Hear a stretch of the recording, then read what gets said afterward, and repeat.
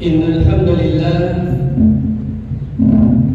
نحمده ونستعينه ونستهديه ونستغفره ونعوذ بالله من شرور أنفسنا وسيئات أعمالنا. من يهده الله فلا مضل له ومن يضلل فلا هادي له. وأشهد أن لا إله إلا الله وحده لا شريك له، له الملك وله الحمد، يحيي ويميت وهو على كل شيء قدير. وأشهد أن محمدا عبده ورسوله أرسله الله للناس بشيرا ونذيرا وداعيا إلى الله بإذنه وسراجا منيرا. صلوات الله وسلامه عليه وعلى آله وأصحابه ومن تمسك بسنته إلى يوم الدين. أما بعد، فيا عباد الله، أوصيكم ونفسي بتقوى الله تبارك وتعالى، فقد فاز المتقون. Ang lahat ng papuri ay para sa Allah. Siya ay ating pinupuri, hinihinga ng tulong at kapatawaran, at nagpapatupog tayo sa Kanya laban sa kasamaan ng ating mga sarili at ng ating mga nagawa. Sino man ang patnubayan ng Allah ay walang makakapagligaw sa Kanya. At sino man ang Kanyang iligaw ay hindi ito makakatagpo ng sino man na makakapagpatnubay sa Kanyang muli maliban lamang sa Allah subhanahu wa ta'ala. Ako ay sumasaksi na walang ibang Diyos na karapat-dapat sambahin maliban lamang sa Allah. Siya ay nag-iisa at walang katambal. Siya ang may hawak ng buhay at kamatayan, at siya ang pinakamakapangyarihan sa lahat. Ako rin ay sumasaksi na si Muhammad sallallahu alaihi wasallam ay Kanyang alipin at sugo, na Kanyang ipinadala upang maghatid ng magandang balita at magbigay ng mabalat.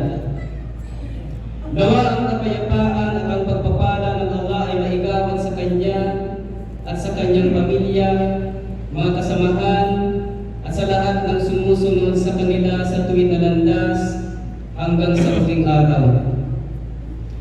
Mga minamahal kong mga magulang at mga kapatid sa pananampalatayang Islam, pinapayuhan ko kayo at ang aking sarili ng pagkatakot sa Allah subhanahu wa ta'ala, dahil katotohanan nagtagumpay ang mga may pagkatakot sa Allah subhanahu wa ta'ala. Mga minamahal kong mga magulang at mga kapatid sa pananampalatayang Islam, tayo bilang mga Muslim ay gumagawa tayo ng iba't ibang mga uri ng ibadah o mga gawaing pagsamba, katulad ng pagdarasal, ng pag-aayuno, ng pag-umrah, pag-hajj, pagbibigay ng tawang gawa, at kung ano-ano pa. At dapat nating malaman na ang Allah subhanahu wa ta'ala ay itinakda niya sa ating pananampalatayang Islam na ang lugar o ang panahon na dito natin isinasagawa ang ating mga gawaing pagsamba ay maaaring magkaroon ng epekto sa ating mga ginagawang pagsamba. Halimbawa, ikaw ay nagsasagawa ng pagdarasal o pag-aayuno. Ito ay dakila sa paningin ng Allah subhanahu wa ta'ala. Ito ay mahalaga sa paningin ng Allah subhanahu wa ta'ala. Subalit, kung gagawin mo ito sa particular na panahon na tinukoy sa Quran at Sunnah o particular na lugar na tinukoy sa Quran at Sunnah upang ito ay mas higit na maging dakila sa paningin ng Allah subhanahu wa ta'ala at magkaroon ng mas malaking reward, ay maaari mo itong gawin. Halimbawa na lamang, mga minamahal kong mga magulang at mga kapatid sa pananampalatayang Islam. Halimbawa, kung ikaw ay nagdarasal sa alinmang mga masjid na ordinaryo, ang iyong pagdarasal ay mahalaga sa paningin ng Allah subhanahu wa ta'ala. Dakila sa paningin ng Allah subhanahu wa ta'ala.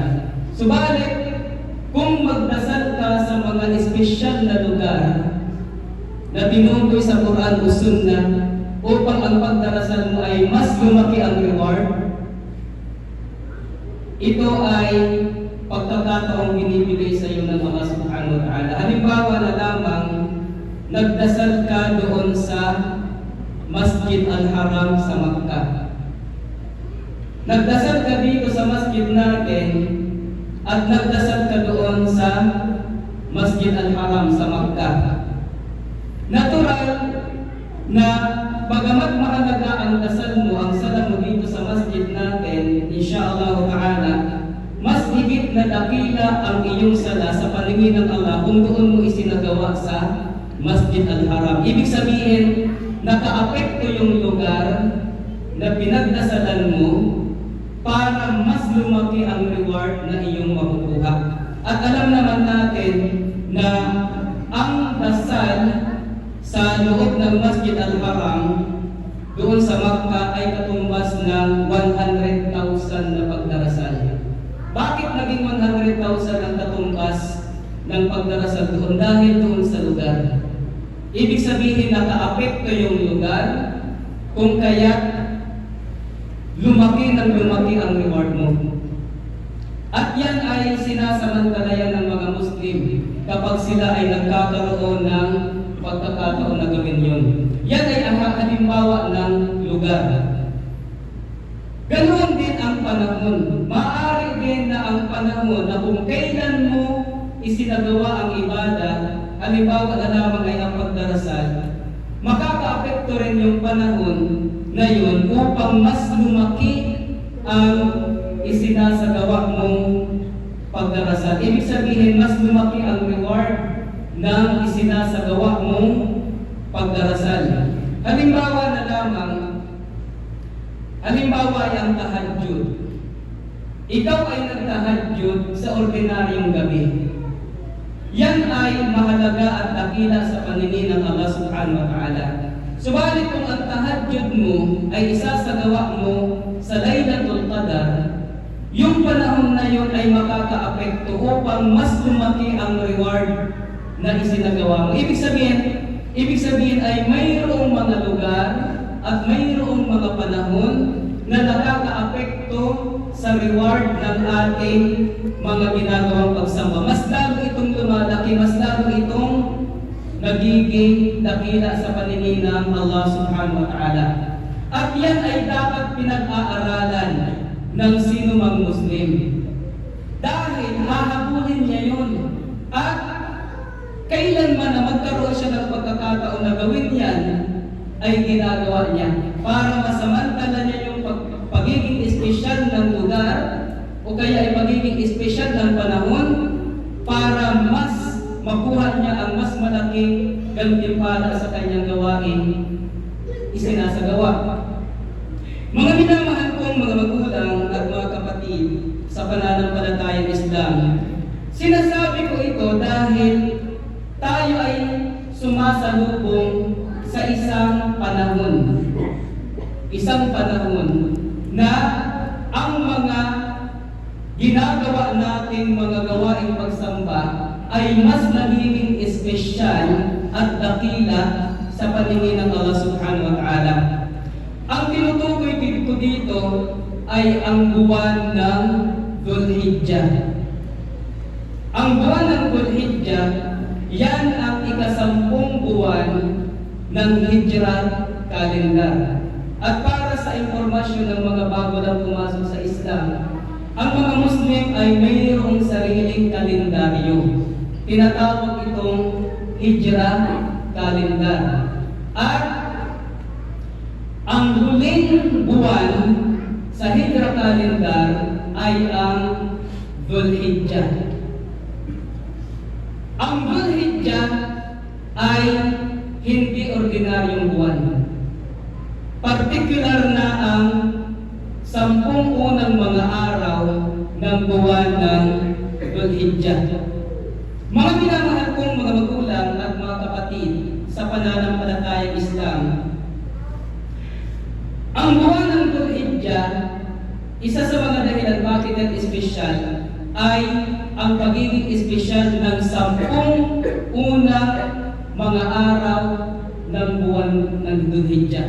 Ibig sabihin, Petsa 1 ng Dhul-Hijjah hanggang ika-10 araw ng buwan ng Dhul-Hijjah, yan ay mga espesyal na araw sa buwan ng Dhul-Hijjah. At tulad ng sinabi ko kanina, isa sa pagiging espesyal o dahilan ng pagiging espesyal niyan, yung mga gawaing pagsamba na ginagawa natin sa ordinaryong mga araw, kapag yan mo yan ginawa sa 10 unang mga araw ng buwan ng Dhul-Hijjah, mas malaki, mas dakila, mas espesyal ang reward na ibibigay sa iyo ng Allah subhanahu wa ta'ala. Dapat mo itong malaman para samantalahin mo ang pagkakataon na yun. Hindi mo alam kung sa susunod na Dhul-Hijjah ay buhay ka pa. Kaya ngayong araw na ito na papalapit na sa atin ang pagsisimula ng buwan ng Dhul-Hijjah, abangan mo na ito at samantalahin mo na ito. Dahil insyaallah yan ay pagkakataon ng Allah na makapagsagawa ka ng iba't ibang mga uri ng gawaing pagsamba na espesyal at mas dakila ang reward na binibigay sa iyo ng Allah subhanahu wa ta'ala. Mga minamahal kong mga magulang at mga kapatid sa pananampalatayang Islam,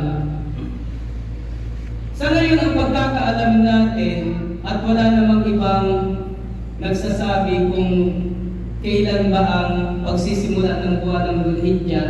Sa ngayon ang pagkakaalam natin yan ay magsisimula sa Lunes, sa May 18. Yan ang unang araw ng buwan ng Dhul-Hijjah.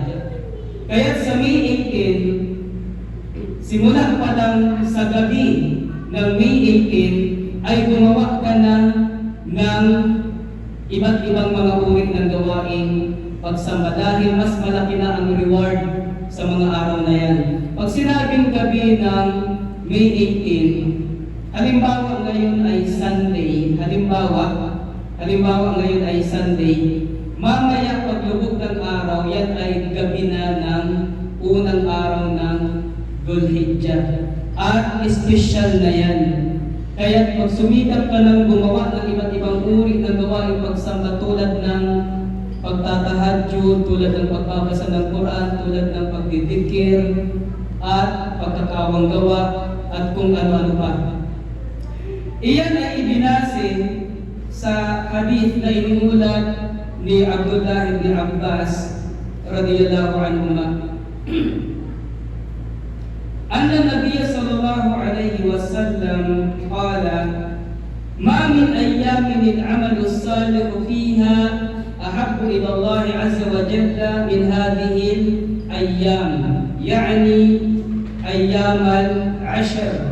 قالوا: يا رسول الله ولا الجهاد في سبيل الله؟ قال: ولا الجهاد في سبيل الله إلا رجلا خرج بنفسه وماله ثم لم يرجع من ذلك بشيء. Anong ibig sabihin ng hadith na ito? Ibig sabihin ay iniulat ni Abdullah ibn Abbas radhiyallahu anhuma na ang propeta sallallahu alaihi wasallam ay nagsabi, walang ibang mga araw na ang mga mabubuting gawa ay higit na minamahal ng Allah kaysa sa mga ito. Ang tinutukoy na mga araw dito ay ang 10 unang mga araw ng Dhul Hijjah. Anong ibig sabihin? Ang pinaka-dakila, pinaka-espesyal na mga ibada na ginagawa natin sa paningin ng Allah Subhanahu wa Ta'ala ay yung mga ibada na ginagawa natin sa 10 unang mga araw ng buwan ng Dhul Hijjah. Ibig sabihin, espesyal ang mga ibadang ginagawa mo dyan. At wala nang makakatalo pa. Ibig sabihin, ang pinaka-espesyal na ginagawa mo na ibada ay yung ginawa mo sa 10 unang mga araw ng buwan ng Dhul Hijjah. Kaya dito ay na-curious yung mga sahaba. Sabi ng mga sahaba, sila ay nagtanong, kahit ba ang jihad sa landas ng Allah o sugo ng Allah? Anong ibig sabihin? Alam kasi natin kung gaano kadakila ang jihad. Pag sinabing jihad, ikaw ay nakikibaka sa landas ng Allah Subhanahu wa Ta'ala. Nakikilaban ka dahil ipinagtatanggol mo ang Islam at ang mga Muslim. Ipinagtatanggol mo ang teritoryo ng mga Muslim kung mayroong gustong sumakot. At yung gawain yan ay napaka-espesyal yan na ibada sa paningin ng Allah Subhanahu wa Ta'ala. Na sa pagiging espesyal pa nga, kapag ikaw ay namatay, tuloy-tuloy ka na sa paraiso, wala nang investigasyon. Kapag ikaw ay namatay sa jihad, tuloy-tuloy ka na sa paraiso at wala nang investigasyon. Kaya napaka-espesyal. At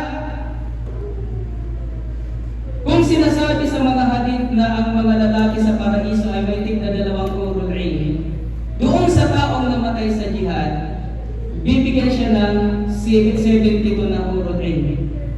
Ibig sabihin, special talaga. Kaya na-curious yung mga sahaba.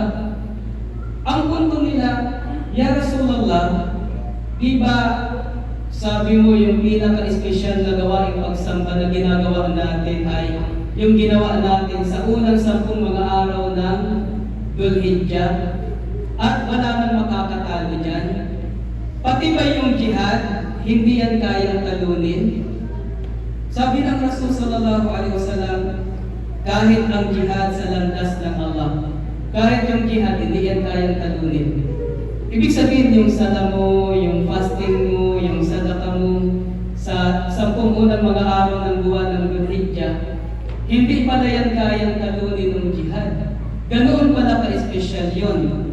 Pero sabi ng Rasul sallallahu alaihi wasallam, maliban sa isang tao, maliban sa isang tao na lumabas upang makibaka, dala ang kanyang sarili, dala ang kanyang kayamanan, pagkatapos ay hindi na siya nakabalik na may anuman sa mga iyon. Ibig sabihin, yung lalaking sumali sa jihad, dala niya yung sarili niya at dala niya yung kayamanan niya at hindi na siya nakabalik.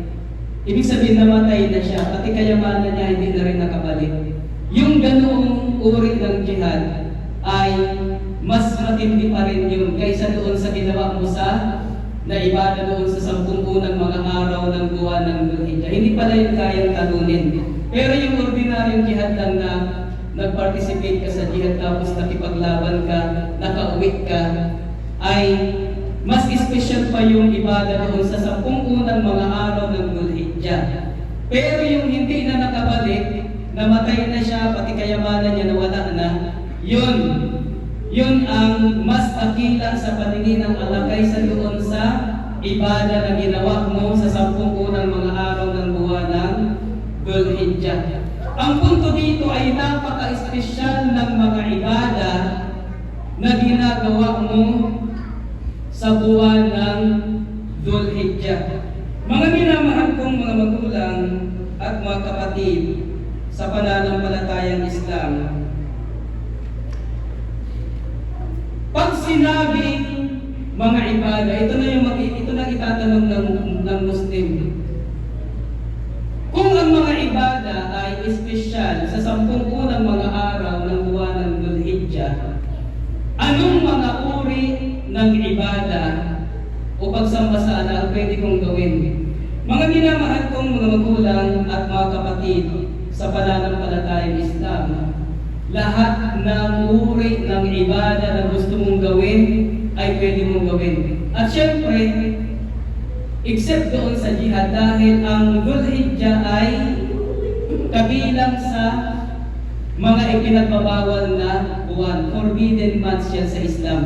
Bawal magpasimula ng gera ang mga Muslim sa Al-Ashhurul Hurum.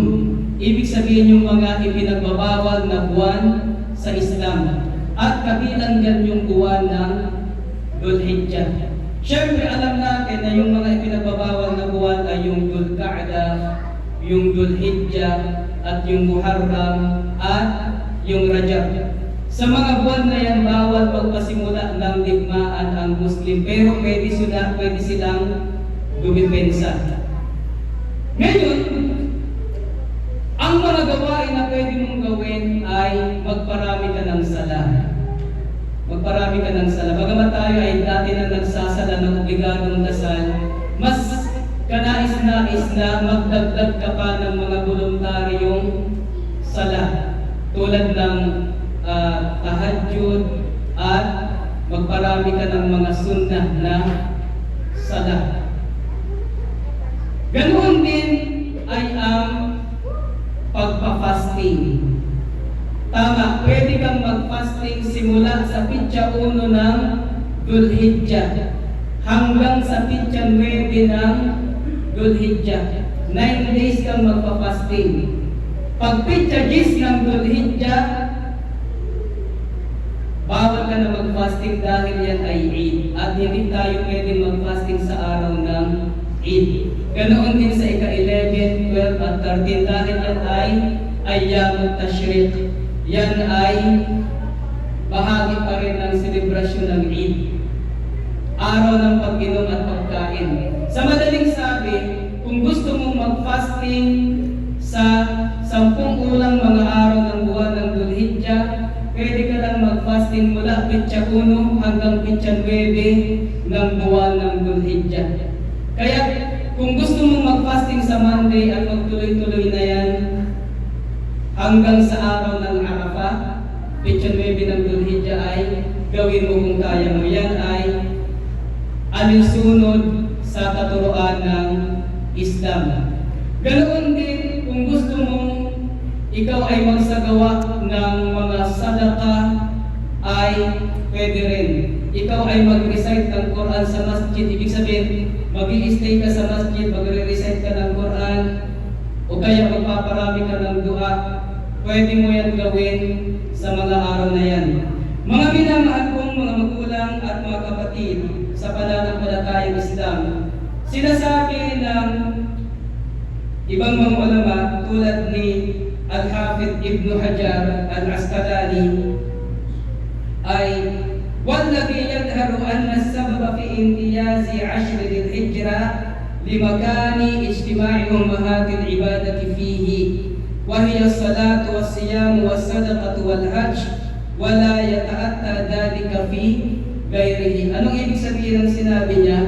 Lumilitaw na isa sa mga dahilan kung bakit espesyal ang 10 mga araw ng buwan ng Dhul-Hijjah dahil nagsasama-sama dito ang lahat ng uri ng ibadah na isinabatas ng Allah subhanahu wa ta'ala, katulad ng fasting at pagbibigay ng kawang-gawa at pag-hajj at pag-aayuno. Mga minamahal kong mga magulang at mga kapatid sa pananampalatayang Islam, nawa ay tawfikan tayo ng Allah subhanahu wa ta'ala nang sa ganoon ang paparating na espesyal na mga panahon na ito o mga araw na ito o buwan na ito ay mapakinabangan natin at maging dahilan upang mas makaipon tayo ng mga gawaing pagsamba na tinutumbasan ng Allah subhanahu wa ta'ala ng mas malalaki at may mas mga dakilang gantimpala. Wa aqulu qawli hadha wa astaghfirullah li wa lakum wa li sa'iril muslimina wal muslimati min kulli dhanb fastaghfiruhu innahu huwal ghafurur rahim. Alhamdulillahi rabbil alamin wa bihi nasta'inu fi umuri dunya wad din wassalatu wassalamu ala asyrafil anbiya'i wal mursalin nabiyyina Muhammadin wa ala alihi wa sahbihi ajma'in. Amma ba'd. Mga minamahal kong mga magulang at mga kapatid sa pananampalatayang Islam, ang buwan ng Dhul-Hijjah ay dakila dahil sa mga sumusunod na kadahilanan.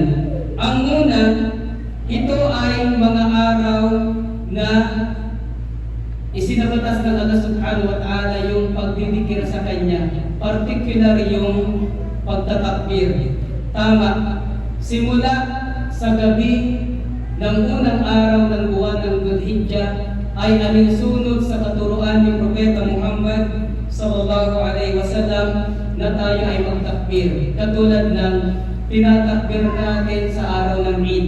Allahu Akbar, Allahu Akbar, Allahu Akbar, La ilaha illallah, Allahu Akbar, Allahu Akbar, walillahil hamd. Naririnig natin yan sa araw ng Eid. Pero sa 10 unang mga araw ng buwan ng Dhul-Hijjah ay alinsunod na sa batas ng Islam na magtatakbir, lalo na sa pagtatapos ng bawat sala. Kaya kung magtakbir ang mga Muslim sa paglubog ng araw sa Sunday, pagkatapos ng Salatul Maghrib ng ganoong takbir, yan ay alinsunod sa batas ni Propeta Muhammad sallallahu alaihi wasallam.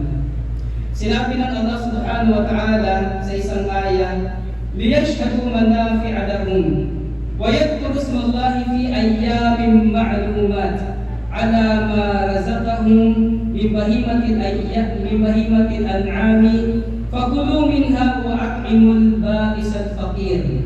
Anong ibig sabihin? Upang sila'y makasaksi sa mga bagay na kapakipakinabang para sa kanila, at upang kanilang banggitin ang pangalan ng Allah. Ibig sabihin magdikir, magtakbir sa mga takdang araw bilang pasasalamat. Ang mga takdang araw dito ay yam ma'lumat, sabi ng ating mga ulama. Yan ang 10 unang mga araw ng buwan ng Dhul-Hijjah. At sinasabi sa ayat na ito na tayo ay magtatakbir bilang pasasalamat sa ala at pag-alaala sa kanyang mga biyaya na ibinigay sa atin. Kaya kumain kayo mula rito at pakainin ninyo ang mga dukha at nangangailangan. Mga minamahal kong mga magulang at mga kapatid sa pananampalatayang Islam, kabilang din sa pagiging dakila ng buwan ng Dhul-Hijjah ay ang Allah subhanahu wa ta'ala binanggit niya sa Quran yung 10 unang mga araw at gabi ng buwan ng Dhul-Hijjah. Sinabi ng Allah sa Quran, walayalin ashr. Ibig sabihin sumusumpa ang Allah subhanahu wa ta'ala sa pamamagitan ng 10 mga araw at gabi. Sinasabi ng ating mga mufassirun o tagapagpaliwanag ng Quran na ang tinutukoy dito na walayalin ashr ay ang 10 unang mga araw at gabi ng buwan ng Dhul-Hijjah. Patunay na ito nga ay dakila sa paningin ng Allah subhanahu wa ta'ala. Ganoon din, ang 10 unang mga araw ng buwan ng Dhul-Hijjah ay pinakadakilang mga araw sa mundo. Yan ay base sa sinabi ni Propeta Muhammad sallallahu alaihi wasallam sa isang hadith, afdalu ayyamid dunya al-ashr. Ang pinakamaiinam na mga araw dito sa mundo ay ang 10. At ang tinutukoy dito ay ang 10 mga araw, 10 unang mga araw ng buwan ng Dhul-Hijjah. Espesyal din ang buwan ng Dhul-Hijjah, lalo na ang 10 unang mga araw dito dahil narito ang araw ng Arafah, ang Yawmu Arafah. At yan ang pitsang bebe ng buwan ng Dhul-Hijjah. Sa araw na yan, nagsasama-sama ang mga nagsagawa ng Hajj doon sa lugar na kung tawagin ay Arafah. At ipinagmamalaki ng Allah ang mga nandoon sa kanyang mga anghel. At sunna sa mga hindi nagsagawa ng Hajj na sila ay mag-fasting sa ikasyam na araw ng buwan ng Dhul-Hijjah. At makukuha nila insyaAllah ang reward na patatawarin ng Allah ang kanilang mga kasalanan sa isang taong lumipas at isang taong darating. Kaya huwag natin kalimutang mag-fasting sa ikasyam na araw na buwan ng Dhul-Hijjah. Mga minamahal kong mga magulang at mga kapatid sa pananampalatayang Islam, espesyal din ang buwan ng Dhul-Hijjah dahil nandyan ang Yawmun Nahar o ang araw na nagsasagawa tayo ng Idul Adha, at sa araw na yan tayo ay nag-aalay ng hayop sa Allah subhanahu wa ta'ala. Sabi ni Propeta Muhammad sallallahu alaihi wasallam, "A'lamul ayyami indallahi yawmun nahar." Ang pinaka dakilang araw sa paningin ng Allah ay Yawmun Nahar, yung araw na nag-aalay tayo ng hayop sa Allah, at yun nga ay araw ng Idul Adha, ika-10 araw ng buwan ng Dhul-Hijjah. Mga minamahal kong mga magulang at mga kapatid sa pananampalatayang Islam, tulad ng aking sinabi, ang ganitong mga panahon sa Islam ay mga pagkakataon na binibigay ng Allah para makapagsagawa tayo ng mga ibadah na insyaAllah ay tutumbasan ng mas mga dakilang reward mula sa Allah subhanahu wa ta'ala. Kaya ang isang Muslim na nagpapahalaga siya ng gusto sa pag-ipon ng mga mabubuting gawain ay sinasamantala niya ang pagdating ng ganitong mga panahon. Nawa ay tawfikan tayo ng Allah subhanahu wa ta'ala at gabayan. Ayuhan mu'minun, sallu ala nabiyyikumul karim, fa inna Allah amarana bidhalik wa bada'a bi nafsihi faqala inna Allah wa malaikatahu yusalluna ala nabi ya ayyuhalladhina amanu sallu alaihi wa sallimu taslima. Allahumma salli ala Muhammad wa ala ali Muhammad kama sallaita ala Ibrahim wa ala ali Ibrahim innaka Hamidum Majid. Wa barik ala Muhammad wa ala ali Muhammad kama barakta ala Ibrahim wa ala ali Ibrahim innaka Hamidum Majid. Allahumma ighfir lil mu'minina wal mu'minat wal muslimina wal muslimat al ahya'i minhum wal amwat bi rahmatika ya arhamar rahimin. Allahumma ighfir lana dhunubana innaka antal ghafurur rahim. Allahumma innaka 'afuwun tuhibbul 'afwa fa'fu 'anna. La ilaha illa anta subhanaka inna kunna minadh dhalimin.